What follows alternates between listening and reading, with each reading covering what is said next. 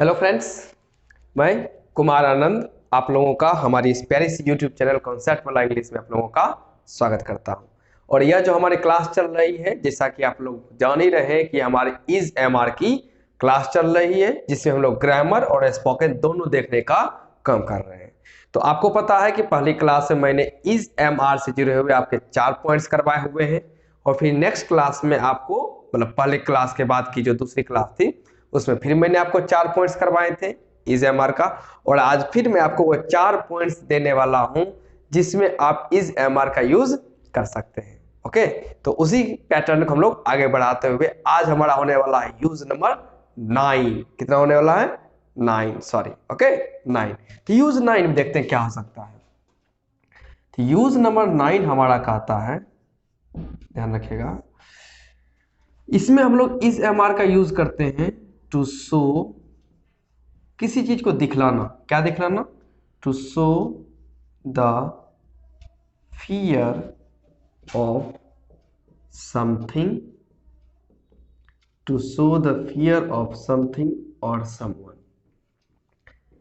Something कहने का मतलब हुआ कोई भी थिंग हो सकता है, नॉन लिविंग हो सकता है। और समवन कहने का मतलब हुआ किस कभी भी आपको किसी इंसान से डर लग सकता है। तो ऐसे सिचुएशन में ध्यान रखिएगा कि जब कभी आपको किसी इंसान से या किसी ऐसी चीज से, नॉन लिविंग थिंग से जब आपको डर लग सकता है, ओके, जिसे हम कह सकते हैं किसी को अंधेरे से डर लगता है, कोई कह सकता है कि किसी को कुत्ते से डर लगता है, किसी को शेर से डर लगता है, किसी को सांप से डर लगता है। तो ऐसे सिचुएशन में हम लोग किस प्रकार के वर्ब का यूज करते हैं और उसमें इज एम आर किस तरह से आ सकता है उसी को देखते हैं। तो देखते हैं, हमारा पहला सेंटेंस है जिसे हम लोग अक्सर कह देते हैं कि मेरा भाई जो है वो कुत्तों से डरता है। लेकिन जब कभी मेरा भाई कुत्ते को देखता है तो उसे क्या लगता है? डर लगता है। तो इस बात को हम लोग इस तरह से लिख सकते हैं और बोल भी सकते हैं कि my brother is afraid of dogs.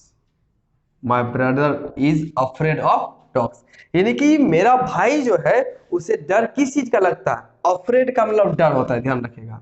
डर या भयभीत आप कह देते हैं, ऐसा होना। वो यहां कहा इस बात को जाएगा कि मेरा जो भाई है, ओके ब्रदर, इसको किस चीज का डर लगता है? तो इसको डर लगता है कुत्तों का। इसी तरह से कह सकते हैं my sister is afraid of snakes.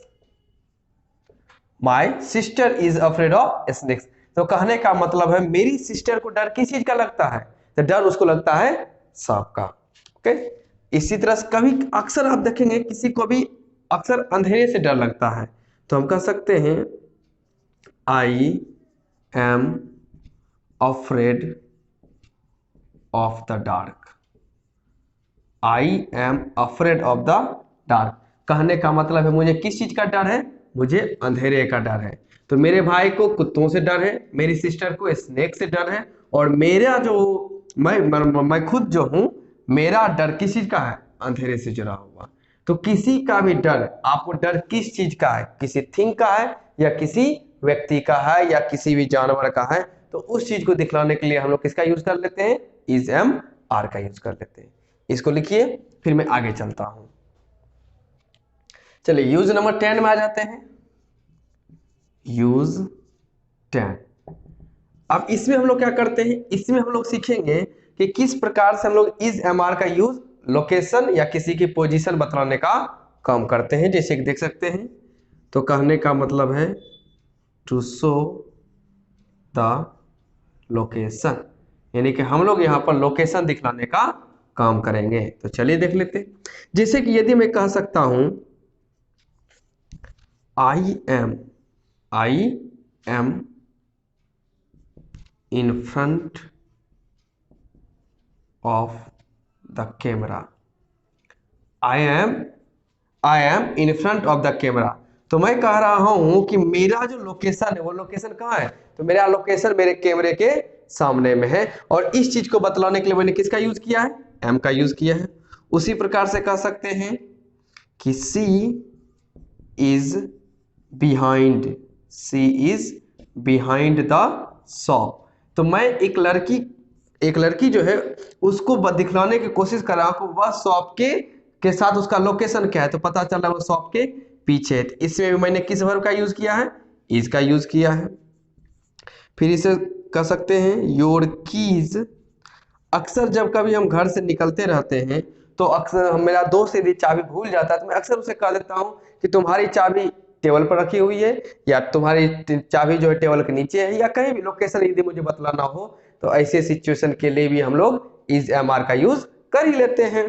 तो जिसे कह सकते हैं your keys are on the table, your keys are on the table. तो यहाँ जो है कीज का लोकेशन बतलाया जा रहा है और जिसको बतलाने के लिए हम लोगों ने आर का यूज किया है। बात समझ रहे हैं? तो इस एम आर के दो और यूज हुए। पहला यूज हमारा जो हुआ वो किसी भी चीज का डर बतलाने के लिए, और दूसरा हमारा यूज हुआ है किसी भी व्यक्ति या किसी भी चीज नॉन लिविंग, चाहे वो लिविंग हो या नॉन लिविंग हो, उसका यदि जिस प्रकार से हम लोकेशन बतलाने का काम करते हैं उसके साथ ही हम लोग इस एम आर का ही यूज करते हैं। इसको भी कॉपी कर लीजिए, फिर चलते हैं आगे। चलिए तो मैं इसको मिटा देता हूं, उसके बाद चलते हैं यूज नंबर 11 और यूज नंबर 12।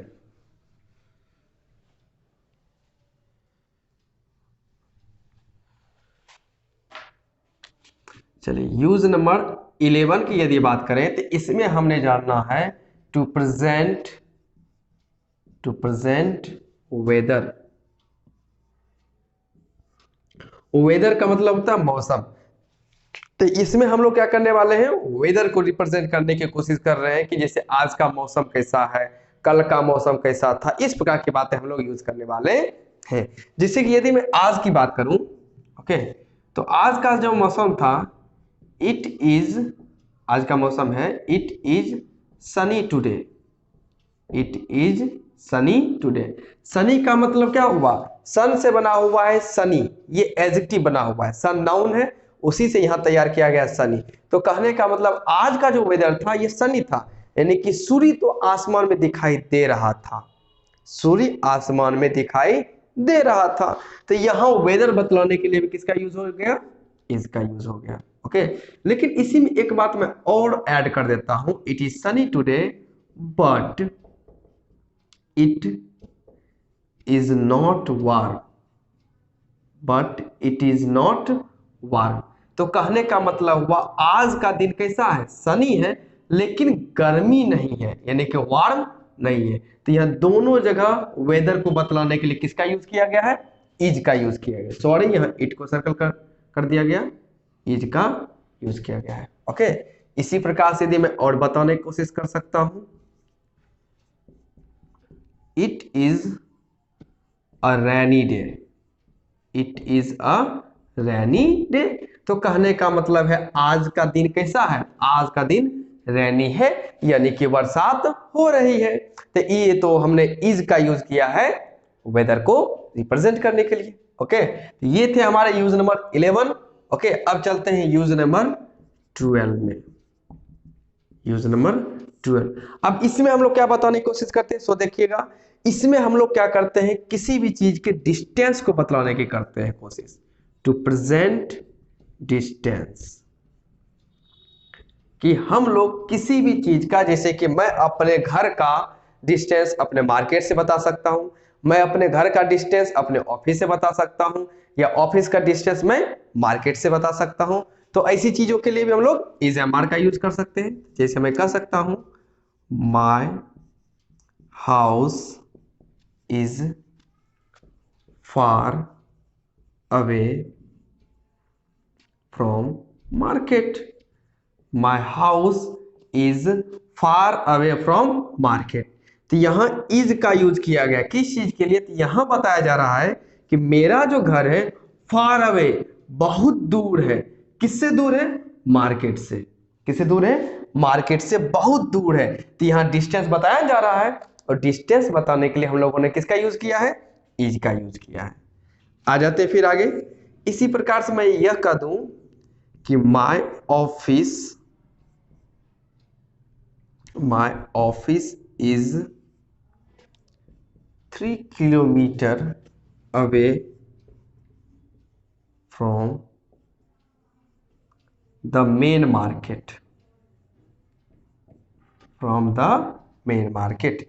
तो यहां क्या बताने की कोशिश कर रहा है कि मेरा जो ऑफिस है यह मेन मार्केट से कितना दूर है, 3 किलोमीटर दूर है। तो बताया तो डिस्टेंस ही जा रहा है, बात समझ रहे हैं। तो फिर समझ लेते हैं कि जब हमें वेदर को रिप्रेजेंट करना था तो भी हमने इज का यूज किया है, यदि हमें डिस्टेंस का मतलब डिस्टेंस को रिप्रेजेंट करना है या प्रेजेंट करना है तो फिर हमने किसका यूज किया, इज का ही यूज किया। ओके, तो ये थे आपके use of am is are के तीनों क्लासेस को मिलाकर आपको टोटल 12 यूसेज इसके बताए जा चुके हैं, यानी कि 12 पॉइंट्स कवर हो चुके हैं।